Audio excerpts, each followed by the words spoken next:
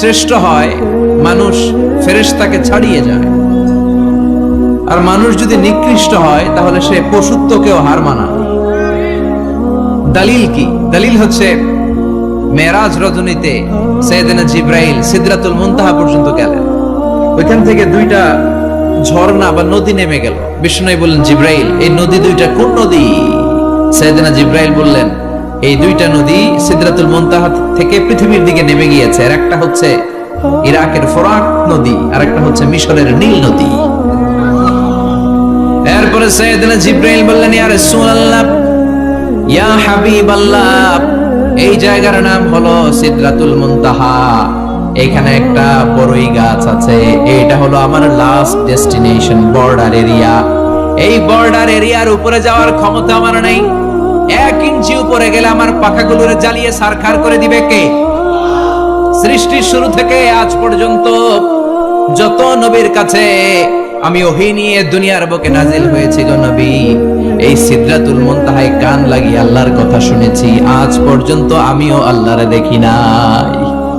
নবী গো, আমি তো আল্লাহরে দেখি নাই, এটা আমার লাস্ট এরিয়া। আমারে যে দেখেন আপনি কোরআন নাজিল করে উপরের দিকে উড়াল দিতে, আমি উড়াল দিয়ে এখানে এসে বসে থাকি। সুবহানাল্লাহ পড়ো। এর উপরে আমি যেতে পারবো না, পাখাগুলো জ্বলে যাবে, যাওয়ার পারমিশন নাই। তবে আপনারে পারমিশন দিছে কে? আমি এইখানে দাঁড়িয়ে রইলাম, আপনার মিটিং আল্লাহর সাথে শেষ করে আপনি নেমে আসেন গো নবী। নবী যান, আপনার মিটিং এর জন্য, আপনাকে সারপ্রাইজ দেওয়ার জন্য আপনার অপেক্ষায় আল্লাহ অপেক্ষমান। সুবহানাল্লাহ। তার মানে ফেরেশতা যেখানে শেষ, বিশ্বনবীর খেলা এখানে শুরু, ঠিক কি না? জিবরাইল ওখানে থেমে গিয়েছে, আর যেতে পারে না। জিবরাইল যেখানে শেষ, বিশ্বনবীর যাওয়া শুরু। তার মানে মানুষ যদি শ্রেষ্ঠ হয় সে ফেরেশতাকে ছাড়িয়ে যায়, আর মানুষ যদি নিকৃষ্ট হয় তাহলে সে পশুকেও হার মানায়, ঠিক কি না? আপনি কখনো শুনছেন একটা সিংহ আর একটা সিংহকে মারে? একটা বাঘ আর একটা বাঘকে মারে না, একটা হরিণ আর একটা হরিণকে মারে না, একটা হাতি আর একটা হাতিকে হত্যা করে না, কিন্তু একটা মানুষ আর একটা মানুষকে হত্যা করে না। আপনি কখনো শুনবেন না যে একটা বাঘ আর একটা বাঘকে হত্যা করে 10 টুকরা করছে? শুনছেন? একটা হাতি আর একটা হাতিকে মেরে 30 টুকরা করছে? শুনছেন? কিন্তু মানুষ আর একটা মানুষকে শুধু নৃশংসভাবে হত্যাই করে না, হত্যা শেষে তাকে 10 টুকরা করে, 15 টুকরা করে, 30 টুকরা করে বস্তাবন্দি করে। চিল্লা এখন ঠিক কিনা? পাওয়া যায় না এরকম লাশ? গুম করে ফেলছে, ক্রস ফায়ার করে ফেলছে, মেরে ফেলছে, হাত পা বেঁধে, চোখের রশি বেঁধে বস্তার ভিতরে ভরে ক্ষেতের মধ্যে ফেলে দিচ্ছে। 3 দিন 4 দিন পর এরকম লাশটা ফুলে উঠছে, পাওয়া যায় না। পত্রিকায় বিভৎস লাশ দেখে আমরা অবাক হই। কোন প্রাণী এমনটা করে না। মানুষ মানুষকে মেরে টুকরা টুকরা করে। একটা ছাগল বনের সব ছাগলগুলোরে মেরে ফেলতে চায় না। একটা হাতি ওই জঙ্গল থেকে সব হাতিগুলোকে শেষ করে দিতে চায় না, কিন্তু মানুষ আগুন জ্বালিয়ে জনপদের পর জনপদ ছারখার করে দেয়, গুলি মেরে এলাকার পর এলাকা ঝাঁঝরা করে দেয়। দ্বিতীয় বিশ্বযুদ্ধের সময় আমেরিকা জাপানের 2টা সিটিতে 2টা বোমা মেরেছে, হিরোশিমা নাগাসাকি। হিরোশিমাতে মেরেছে লিটল বয়, নাগাসাকি শহরে ফেলেছে ফ্যাট ম্যান। যে পাইলট গুলো বোমা মারতেছে নিচে, ওই পাইলট গুলো মানুষ না? মানুষ।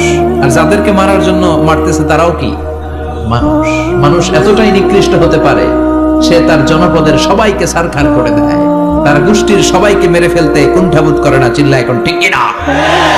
এজন্য আল্লাহ ডেকে বললেন, লাহুম কুলুবুল লা ইয়াফকাহুনা বিহা ওয়া লাহুম আ'য়ুনুল লা ইউবসিরুনা বিহা ওয়া লাহুম আযানুল লা ইয়াসমাউনা বিহা উলাইকা কাল আনআমি বাল হুম আযাল উলাইকা হুমুল গাফিলুন। আল্লাহ বললেন, ওদের চোখ আছে, ওরা চোখ দিয়ে দেখে না। হৃদয় আছে, হৃদয় দিয়ে তার ভাইয়ের জন্য তার মায়া লাগে না। কান দিয়ে আকুতি চিৎকার এই কথাগুলো শুনতে পায় না। উলাইকা কাল আনআম, দেখতে এদের হাত আছে, পা আছে, চোখ আছে, দেখতে মানুষের মতো, আসলে এগুলো মানুষ না, এগুলো পশু। বালহুম আদাল, পশুর চেয়েও খারাপ, ঠিক কি না? এগুলো শুধু পশুই না, এগুলো পশুর চেয়েও খারাপ। এই কোরআন যদি আপনি পড়েন, আপনার এই পশুত্বের মনোভাবটা দূর হয়ে যাবে, আপনি মানুষের মতো মানুষ হতে পারবেন, ঠিক কিনা? এজন্য আল্লাহ মানুষের নামে একটা সূরা দিলেন, সূরার নাম আল ইনসান। সূরার নাম সবাই বলেন আরো জোরে। ইনসান মানে কি? আরো জোরে কোন? আমরা সবাই কি? মানুষ। মানুষ নিয়ে মানুষের মধ্যেও কৌতূহলের শেষ নাই। বিজ্ঞানীদের মতে মানুষ হচ্ছে হোমোস্যাপিয়েন্স গ্রুপের একটা প্রজাতি, যার বিবেক আছে, বাক শক্তি আছে, বুদ্ধি আছে, চেতনা আছে, উপলব্ধি করার মতো ক্ষমতা আছে। চিল্লা এখন ঠিক কিনা? মানুষের আসল রূপটা কি, মানুষ আসলে কেমন, এ নিয়ে মানুষেরই গবেষণার শেষ নাই। আপনারা একজন জার্মানি দার্শনিক আছে কার্ল মার্কস, নাম শুনে থাকবেন, শুনছেন না? উনি অনেক গবেষণা করে পাইলেন মানুষ হচ্ছে পেট সর্বসজীব, মানে মানুষের পেট ঠান্ডা তো দুনিয়া ঠান্ডা। উনি গবেষণা করে পাইছে মানুষের পেট ঠিক তো সব ঠিক। উনার পরে আরেক দার্শনিক আসলো, ওনার নাম হচ্ছে ভ্লাদিমির লেনিন। উনার বাড়ি হচ্ছে রাশিয়া। উনি রাশিয়ান স্কলার, ফিলোসোফার। উনি এসে বললেন না, মানুষের পেট সমস্যা বড় সমস্যা নয়, মানুষের আসল সমস্যা হচ্ছে যৌন সমস্যা, সেক্স সমস্যা। মানুষের সেক্স ঠান্ডা তো সব ঠান্ডা। চার্লস ডারউইন, ইংল্যান্ডের আরেক দার্শনিক, উনি এসে বললেন তারা দুজন যা বলছে সব ভুল বলছে। মানুষের পেটের সমস্যা আসল সমস্যা না, মানুষের সেক্স সমস্যাও আসল সমস্যা না। আসলে মানুষ মানুষই না, মানুষ হলো বান্দর। মানুষ কি? বানর থেকে সময়ের বিবর্তনে, কালের বিবর্তনে বানরগুলো মানুষ হয়ে গিয়েছে। মাথার তার যদি একটু ঢিলা হয়, যা হয় আর কি। তাহলে একদল বলে মানুষের পেটের সমস্যা বড় সমস্যা, আরেক বুদ্ধিজীবীরা বলে মানুষের খাদ্যের সমস্যা বড় সমস্যা, কেউ বলে যৌন সমস্যা বড় সমস্যা, আরেক আবাল বলে মানুষ মানুষ না, মানুষ হলো বান্দর। আল্লাহ বলে একটাও ঠিক হইতে পারে নাই, ঠিক কিনা? আল্লাহ বলে মানুষ তাদের পেটের সমস্যা বড় সমস্যা নয়, মানুষের যৌন সমস্যা বড় সমস্যা নয়, কশিন কালেও মানুষ বানর নয়। মানুষকে আমি আল্লাহ নিজ তত্ত্বাবধানে তৈরি করেছি। মানুষ হলো আশরাফুল মাখলুকাত। মানুষ কি? আশরাফুল মাখলুকাত, গোটা সৃষ্টিকুলের মধ্যে সেরা। এজন্য নূরের ফেরেশতাও মানুষকে সেজদা দিতে বাধ্য হয়েছে। চিল্লা এখন ঠিক কিনা? তুমি মাটির আদমকে প্রথম সৃষ্টি করিয়া ঘোষণা করিয়া দিলে শ্রেষ্ঠ বলিয়া, তাই তো নূরের ফেরেশতা করে আদমকে সেজদা, ঠিক কিনা? তাই তো নূরের ফেরেশতা করে আদমকে সেজদা, সবার চেয়ে সম্মান দিলে মাটির আদমকে। পড়েন আল্লাহু আল্লাহু তুমি জাল্লে জালালুহু, শেষ করা তো যায় না গে তোমার গুণগান। আল্লাহু আল্লাহু সুবহানাল্লাহ পড়েন। আল্লাহ বলেন পেটের সমস্যা সমস্যা, কিন্তু আসল সমস্যা না। মানুষের যৌন সমস্যা বড় সমস্যা, কিন্তু আসল সমস্যা না। মানুষ বানর নামের প্রজাতির ভেতর দিয়ে মানুষ হয় নাই, মানুষকে আমি নিজে তৈরি করেছি। মানুষকে আমি আশরাফুল মাখলুকাত বানিয়েছি। সুবহানাল্লাহ। বুখারীর বর্ণনা, লাম্মা খালাকাল্লাহু আদামা ওয়া কানা তুলুহু 60 যিরাআন। আল্লাহ যখন সাইয়েদনা আদমকে তৈরি করলেন 60 হাত লম্বা করে তৈরি করলেন। কয় হাত? আপনি কয় হাত? আমি কয় হাত? আমরা কয় হাত? কিন্তু আদম ছিল কয় হাত? সুবহানাল্লাহ কইবেন না? আপনারাও যখন জান্নাতে প্রবেশ করবেন, বুখারীর ওই বর্ণনাতে এসেছে মানুষরা যখন জান্নাতে প্রবেশ করবে প্রতিটা মানুষ 60 হাত লম্বা হয়ে প্রবেশ করবে। এই দুনিয়াতে দাড়ি রাখার জন্য বিশ্বনবী আদেশ করেছেন, কিন্তু জান্নাতে যারা যাবে এদের দাড়িও থাকবে না, মোছও থাকবে না, গায়ের মধ্যে পশমও থাকবে না। সুবহানাল্লাহ বাড়ি দিয়ে গিয়া চিৎকার করে পড়েন আল্লাহু আকবার। তার মানে মানুষ হলো আশরাফুল মাখলুকাত, গোটা বিশ্বের মধ্যে সেরা।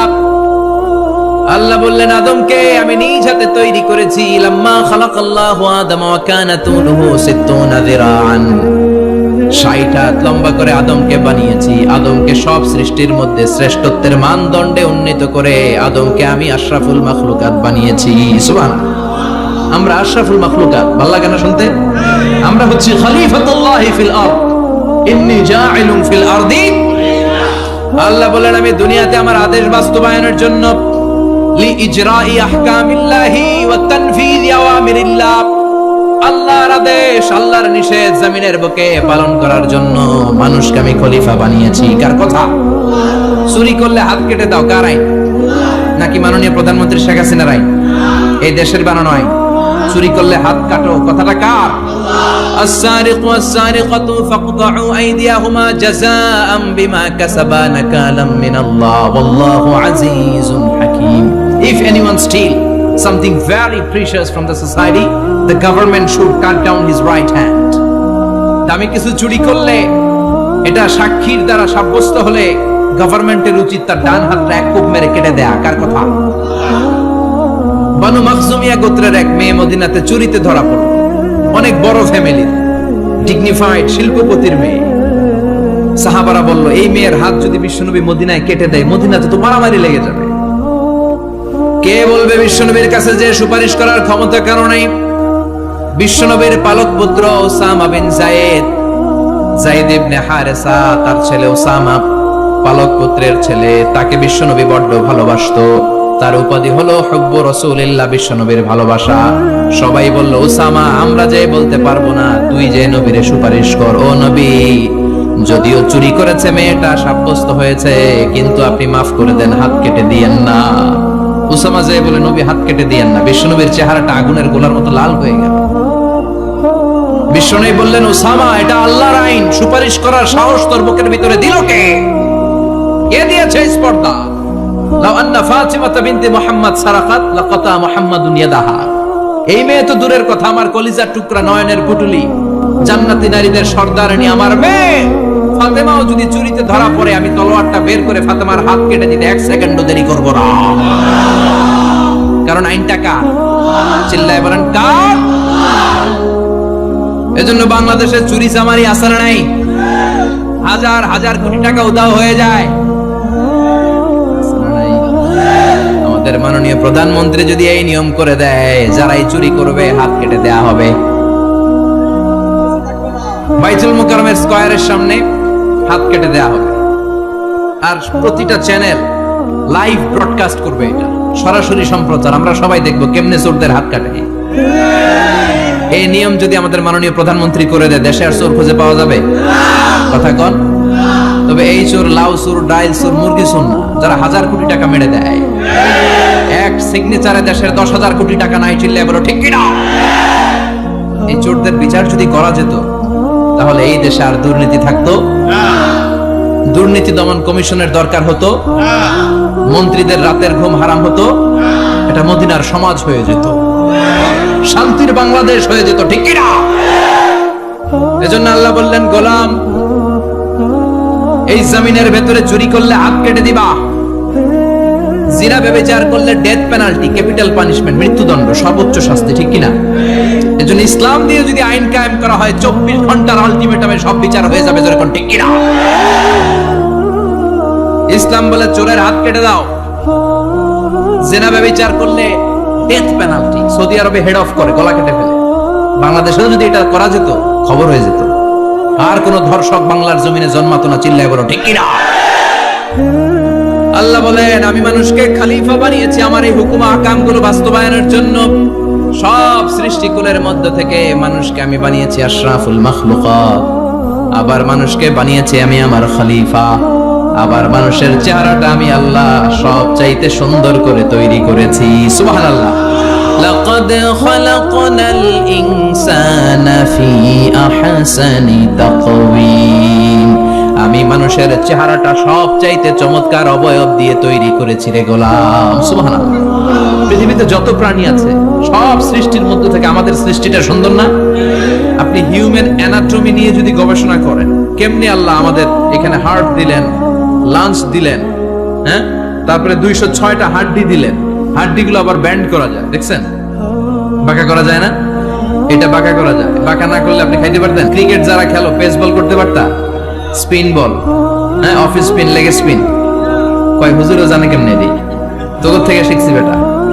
তো এই যে ছেলেপেলারা এরকম অফ স্পিন করে, লেগ স্পিন করে, এগুলো হচ্ছে আল্লাহর দেয়া কারিশমা। হাত ঘোরানো যায়। আল্লাহ যদি এটাকে এরকম ব্যান্ড করার সুযোগ না দিতেন, করতে পারতাম? আবার এইখানেও বাঁকা করার সুযোগ আছে না নাই? এইখানেও আছে না নাই? আবার এইখানেও আছে না নাই? কত কাজ। বাজার করে যখন বাজারের ব্যাগ যখন নিয়ে আসেন, কোথায় ধরে রাখেন? আঙ্গুলে ধরে রাখতে হয়। ক্যারাম যখন খেলো, কি দিয়ে টোকা মারো? সুবহানাল্লাহ কয় না? বলো।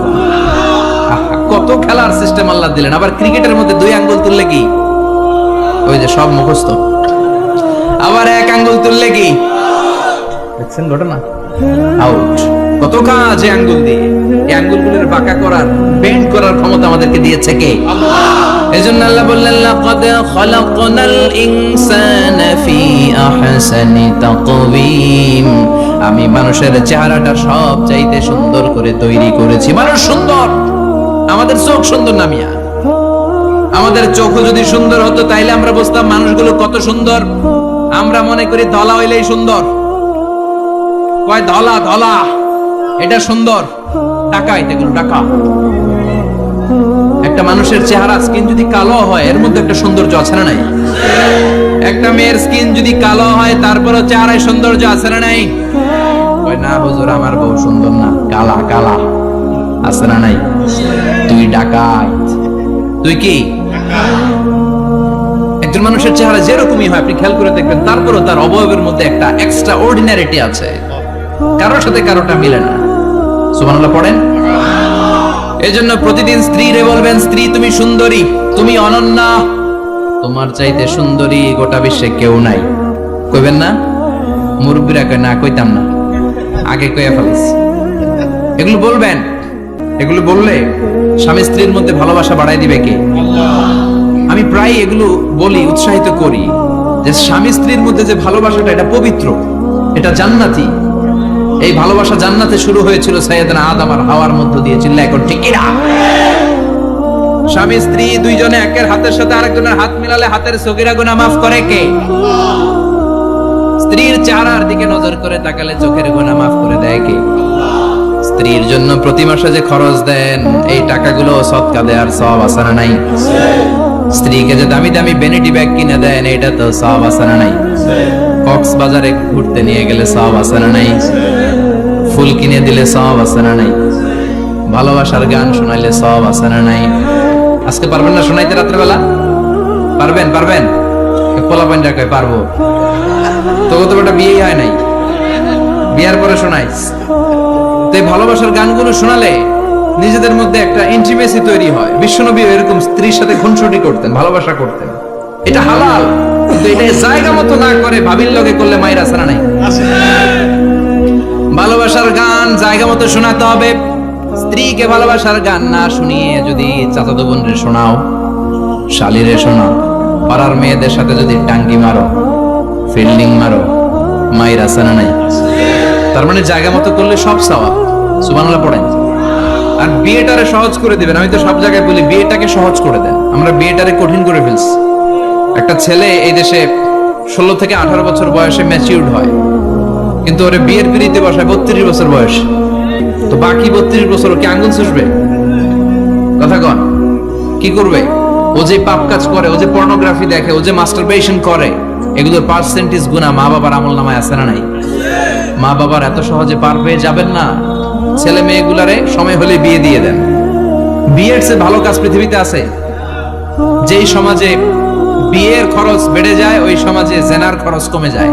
বিয়ে করতে লাগে 10 লাখ, জেনা করতে লাগে 500 টাকা। কথা কন। এজন্য জেনাকে সহজ করবেন না বিয়েকে সহজ করবেন? বিয়ের কথা কইলেই পোলারা কয় তুই নিজের পায়ে দাঁড়া। তো এতদিন ও কার পায়ে দাঁড়াইছে? সহজ করবেন তো? আল্লাহ তুমি বোঝার তৌফিক দাও। এরপর আল্লাহ বললেন আমি মানুষকে শুধু আশরাফুল মাখলুকাতি বানাই নাই, আমার খলিফাই বানাই নাই। মানুষের চেহারাটা শুধু আমি সুন্দর করে দেই নাই, গোটা বিশ্বের মধ্যে মানুষকে আমি সবচাইতে শক্তিশালী করেছি। সবচেয়ে শক্তিশালী কে? মানুষ। চিল্লায় বলেন শক্তিশালী কে? আল্লাহ যখন পৃথিবী বানালেন, মুসনাদে আহমদ ইবনে হাম্বলের বর্ণনা, পৃথিবী কাঁপাকাঁপি শুরু করল। খালি কাঁপে, খালি কাঁপে। পৃথিবীর কাঁপাকাঁপি বন্ধ করার জন্য আল্লাহ পৃথিবীর মধ্যে 7টা টেকটনিক প্লেট বসিয়ে দিলেন। 7টা পাহাড়। 7 tectonic plates creates the mountain range on earth. এই 7টা প্লেট পৃথিবীতে এই পাহাড়গুলো উঁচু নিচু টিলা টপ্পর তৈরি করেছে। পৃথিবীব্যাপী যত পাহাড় আছে এই টেকটনিক প্লেটের কারণে। ওয়াজআলনাল জিবালা আওতাদা, পৃথিবী কাঁপতে শুরু করলো সৃষ্টির বড়। পৃথিবীর কাঁপাকাঁপি বন্ধ করে দেওয়ার জন্য আল্লাহ পৃথিবীর ভেতরে পাহাড় ঢুকিয়ে দিলেন। পাহাড় পেরেকের মতো গেড়ে দেওয়ার পরে পৃথিবীর কাঁপাকাঁপি বন্ধ হয়ে যায়। সুবহানাল্লাহ। ফেরেশতারা অবাক হয়ে বলে, মাবুদ, পৃথিবীর কাঁপাকাঁপি বন্ধ হলো কেমনে? আল্লাহ বললেন, ও ফেরেশতারা, পৃথিবীর মধ্যে আমি পাহাড়কে কেটে দিয়েছি। পাহাড় কেটে দেওয়ার কারণে পৃথিবীর কাঁপাকাঁপি বন্ধ হয়ে গেছে। ফেরেশতারা বললেন, তাই নাকি? পাহাড়ের এত বড় শক্তি? ইয়া রাব, হাল মিন খালকিকা আশাদ্দা মিনাল জিবাল, আপনার এই সৃষ্টিকুলের মধ্য থেকে পাহাড়ের চাইতে বেশি শক্তিশালী কিছু আছে নাকি? আল্লাহ বললেন, হ্যাঁ আছে। পাহাড়ের চাইতে শক্তিশালী হচ্ছে আল হাদিদ, মানে লোহা। পাহাড়ের চেয়ে শক্তিশালী কি? এই লোহার নামে কোরআনে সূরা আছে না নাই? সূরার নাম কি? কথা বলেন। وأنزلنا الحديد فيه بأس شديد।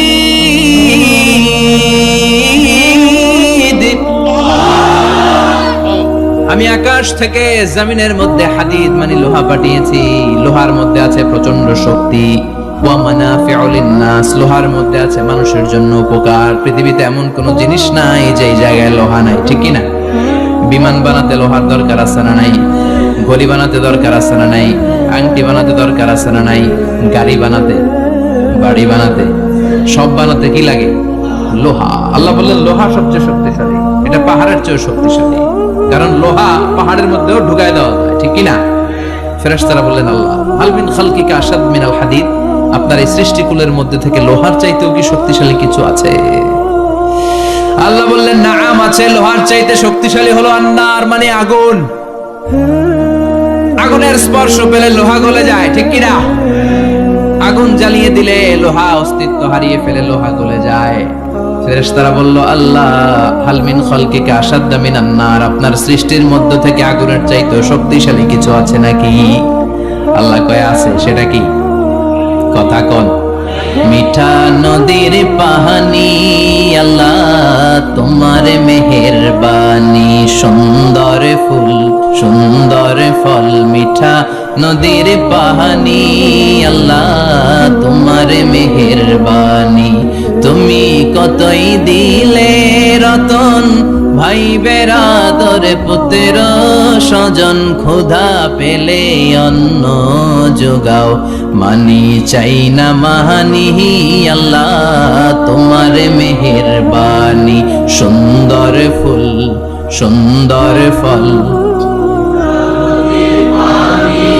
আল্লাহ তোমার মেহেরবানি। চিল্লায় পড়েন আল্লাহু আকবার। আল্লাহ বললেন, আগুনের চেয়ে শক্তিশালী হলো পানি। আগুনের মধ্যে যদি পানি ঢেলে দেয়া হয়, আগুন নিভে যায়, ঠিক কিনা? ফেরেশতারা বলল, আল্লাহ, আল মিন খালকিকা আশাদ্দা মিনাল মা, আপনার সৃষ্টিকুলের মধ্যে পানির চাইতেও শক্তিশালী কিছু আছে নাকি? আল্লাহ কইলেন, আছে। সেটা হইল আর রিহ, মানে বাতাস। সুবহানাল্লাহ। কারণ বাতাসের ঝাপটায় পানি দোলা খায়, বাতাসের ঝাপটায় পানির মধ্যে উচ্ছ্বাস তৈরি হয়, সাগরে জলোচ্ছ্বাস হয়, ঠিক কিনা? বাতাস ধাক্কা মারলে পানিতে দোলা লাগে, সিডর হয়, নার্গিস হয়, আইলা হয়, মহাসেন হয়, ঘূর্ণিঝড় হয়। পানির চাইতে বাতাস বেশি শক্তিশালী। ফেরেশতারা অবাক হয়ে বলে, আল্লাহ, তাহলে আপনার সৃষ্টিকুলের মধ্য থেকে বাতাসের চাইতেও শক্তিশালী কিছু আছে নাকি? আল্লাহ কয়, আছে। ফেরেশতারা বললেন, বাতাসের চাইতেও শক্তিশালী যদি কিছু থেকে থাকে, সেটা কি? আল্লাহ বললেন, সেটা হলো মানুষ, বনি আদম, আল ইনসান। তবে ওই মানুষ, যেই মানুষ দান করে, কি করে? ডান হাত যা দান করে, বাম হাত সেটা টের পায় না। সুবহানাল্লাহ। আল্লাকা সিররুন ইনদাল্লাহ বাইনাকা আনতা ওয়া বাইনাল্লাহ, আল্লাকা সাদাকাতুন তাখফা লা ইয়ালামুহা ইল্লাল্লাহ, আল্লাকা সিররুন ইনদাল্লাহ বাইনাকা আনতা ওয়া বাইনাল্লাহ, আল্লাকা সাদাকাতুন তাখফা লা ইয়ালামুহা ইল্লাল্লাহ। সুবহানাল্লাহ পড়েন।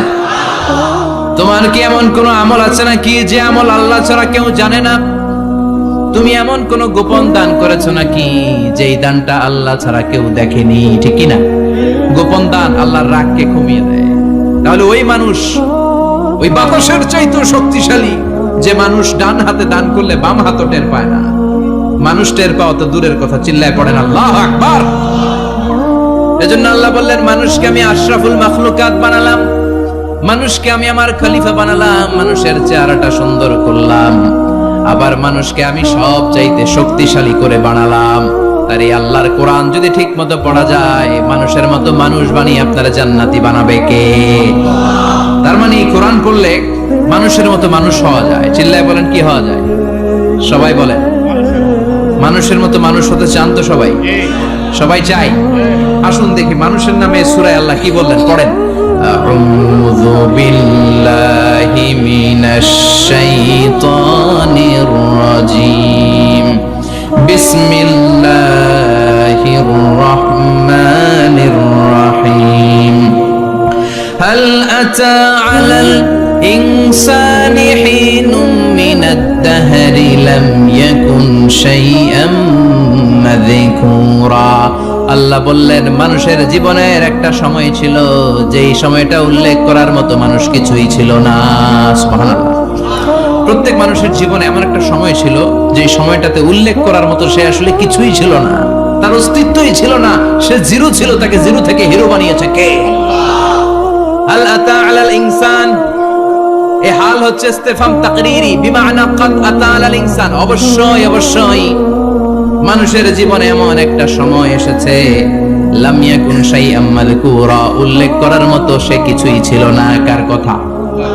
মুফাসসিরিন একরাম ইনসান দ্বারা এখানে দুইটা জিনিস বুঝিয়েছেন। এক হলো সাইয়েদনা আদম, আর এক হলো আমরা সবাই। এই পৃথিবীতে মানুষ বানানোর তিন ক্যাটাগরি। ক্যাটাগরি নাম্বার 1, মাও নাই বাবাও নাই, এই সিস্টেম আল্লাহ কার বানাইছে? কথা বলেন। আবার শুধুমাত্র মা আছে বাবা নাই, এই সিস্টেমে কাকে বানালেন? আবার বাবাও আছে মাও আছে, এই সিস্টেমে কারে বানালেন? আমাদেরকে বানালেন। আবার সাইয়েদনা আদমকে আল্লাহ যখন বানালেন, তিনি বানালেন মিন তিনিন লাযিব, এঁটেল মাটি থেকে বানালেন। এঁটেল মাটি দিয়ে কাঠামো বানানো যায় না, স্ট্রাকচার করা যায় না। এঁটেল মাটি জমিন থেকে নিয়ে আল্লাহ রেখে দিলেন 40 বছর। চিল্লায় বলেন, কয় বছর? আর আকাশকে বললেন, ইয়া সামাউ আমতিরি আলাইহি 40 সানা, ও আকাশ এই মাটির উপরে 40 বছর তুমি বৃষ্টি দাও। 40 বছর এঁটেল মাটির উপরে বৃষ্টি জমতে জমতে জমতে জমতে এটা হয়ে গেল হামাইম মাসনুন, কাদামাটি। সুবহানাল্লাহ।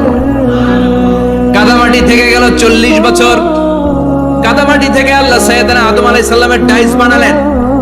তারপরে আল্লাহ সূর্যরে বললেন, ইয়া শামসু হাররিকি আলাইহি 40 ইয়াওমা, ও সূর্য এবার আদমের কায়ার উপরে, মূর্তির উপরে তুমি 40 বছর সূর্যের আলো দাও। 40 বছর সূর্যের প্রখর ও তীব্র তীর্যক তাপে এবং কিরণে আদম হয়ে গেছে এখন সলসলিন কাল ফাখার, টোকা মারলে ঠন ঠন করে। সুবহানাল্লাহ পড়ে। এখনো রুহের ফুৎকার দেয় নাই এখনো, কিন্তু কেটে গেছে 120 বছর। 340 কত? 120 বছর চলে গেল। এই বিশাল লম্বা সময়ে আল্লাহ বললেন, লাম ইয়াকুন শাইআম মাযকুরা, উল্লেখ করার মতো আদম কিছুই ছিল না। রুহের ফুৎকার যেহেতু দেয় নাই 140 বছর, এটা এঁটেল মাটি, পরে ছিল কাদা মাটি, এরপরে হয়েছে মূর্তি, ঠনঠনে মূর্তি। উল্লেখ করার মতো আদমের জীবনে 124 বছরে কিছুই ছিল না। চিল্লায় বলেন, ঠিক কিনা? আবার আমরাও যারা সলিমুদ্দিন কলিমুদ্দিন, আমরাও আমাদের মায়ের পেটের ভেতরে প্রথমে ছিলাম 40 দিন। বুখারীর বর্ণনা, ইন্না হাদাকুম ইউজমাউ খালকুহু ফি বাতনি উম্মিহি 40 ইয়াওমান সুম্মা ইয়াকুনু নুতফাতান মিসলা যালিক সুম্মা ইয়াকুনু আলাকাতান মিসলা যালিক ফায়াতি ইলাইহিল মালাকু ফায়ানফাখু ফীহির রূহ। আমরা যারা সলিমুদ্দিন কলিমুদ্দিন, আমরা আমাদের মায়ের পেটের ভেতরে 40 দিন ছিলাম নুতফা, এক ফোঁটা বীর্য। তারপরে 40 দিন ছিলাম আলাকা, রক্তপিণ্ড। তারপরে 40 দিন ছিলাম মুদগা, গোশতপিণ্ড। 340 120 দিন। কয় দিন? এই 120 দিনের লম্বা সময়ে লাম ইয়াকুন শাইআম মাযকুরা, উল্লেখ করার মতো আমরা আসলে কিছুই ছিলাম না, কারণ মানুষই তো হয় নাই। ডিফর্ম বেবি, এখনো দেহের আগাগোড়া কিছু হয় নাই। 120 দিন পর ফেরেশতা এসে আমার দেহের মধ্যে ফুৎকার দিয়ে যায়, তখন আমার হার্ট পার্টিশন চালু হয়ে যায়, আমার হার্টবিট চালু হয়, সিস্টোলিক ডায়াস্টোলিক, এই যে ধপ ধপ ধপ, এই প্রেসারটা ছাড়া মানুষ বাঁচে? ফুসফুসের কাজ কি? খালি ধপ ধপ করে, দম টানে আর দম নেয়, দম ফুরাইলে ঠুস। আমরা ছিলাম নুতফা, আলাকা। আলাকা, মুদগা, sperm drop, then blood clot and finally the little flash. আমি আমার এমফিল রিসার্চ করেছি এটার উপর, এটার ইংরেজিতে বলে এমব্রায়োলজি, ভ্রূণ তত্ত্ব। How the little embryo develops in mother ওম, মায়ের পেটে এই ছোট্ট ভ্রূণ এটা কেমন করে শুক্রাণু ডিম্বাণু থেকে 8 মাস 10 মাস 9 মাস পরে কেমন করে জমিনে আসে। How the little embryo develops in mother ওম, মায়ের পেটে কেমন করে ডেভেলপ করে। একেবারে ক্ষুদ্র ছিলাম আমি, তুচ্ছ ছিলাম আমি, নগণ্য ছিলাম আমি, আমার কোনো নাম ছিল না, আমার কোনো গ্রাম ছিল না, আমার কোনো পরিচয় ছিল না। এখন দুনিয়াতে আমাদের পরিচয় আছে না নাই? কিন্তু মিজানুর রহমান আজহারী একটা সময়ে লাম ইয়াকুন শাইআম মাযকুরা, তোর কেউ চিনতো না, তোর নামটাও কেউ জানতো না, উল্লেখ করার মতো তুই কিছুই ছিলি না। এটা দিয়ে আল্লাহ বুঝা